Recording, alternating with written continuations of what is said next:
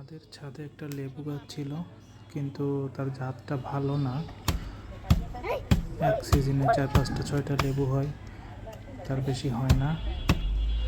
তাই ভাবলাম সেই গাছটাকে উঠাই ফেলে একটা নতুন গাছ লাগাবো।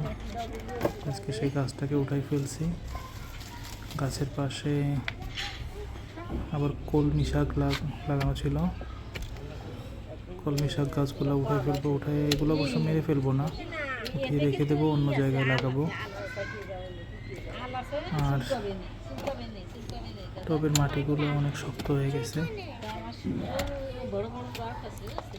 যে মাটিগুলো একটু আলগা করে সার দিয়ে তারপরে লাগাবো।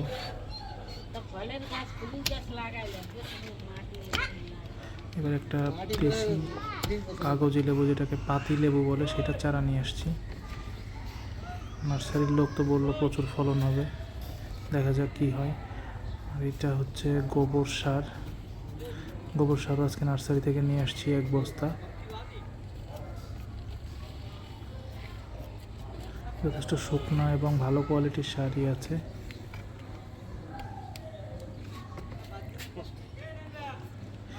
এই যে সেই চারা, একটা লেবুও আছে যদিও গাছে। দেখে তো মনে হলো পাতি লেবুই হবে, এবং পাতি লেবু সাধারণত ফলন ভালো হয়। যে লেবুগুলো বড় হয় সেগুলো ফলন একটু কম হয়। এগুলো ছোট ছোট লেবু হয়, কিন্তু অনেক বেশি ফলন হয় এবং অনেক বেশি ঘ্রাণ থাকে এই লেবুগুলোতে।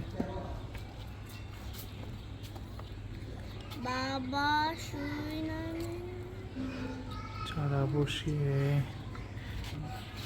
পাশে কিছু সার দিয়ে দিব।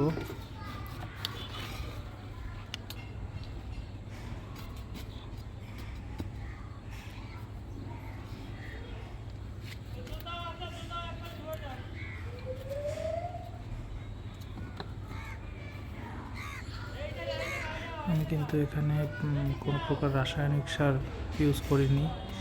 আমি শুধুমাত্র গোবর সার, আর মাঝে মধ্যে আমি তরকারির খোসা এগুলো বা কলার খোসা এগুলো এনে দিই।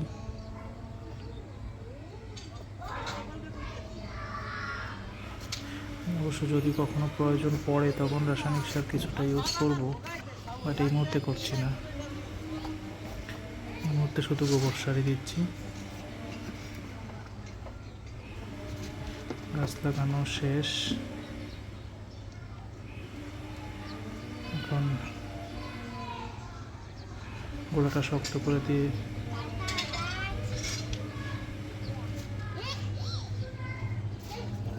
একটু জল দিতে হবে। প্রথম দিন লাগানোর সাথেই বেশি জল দেওয়া যাবে না, অল্প পরিমাণ দিতে হবে। তারপর গাছটা সেট হয়ে গেলে ঠিকঠাক করে দেওয়া যাবে। 1.5 দিন লাগবে সেট হতে।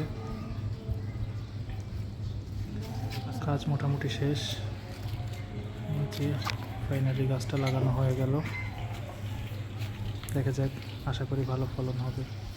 Thank you.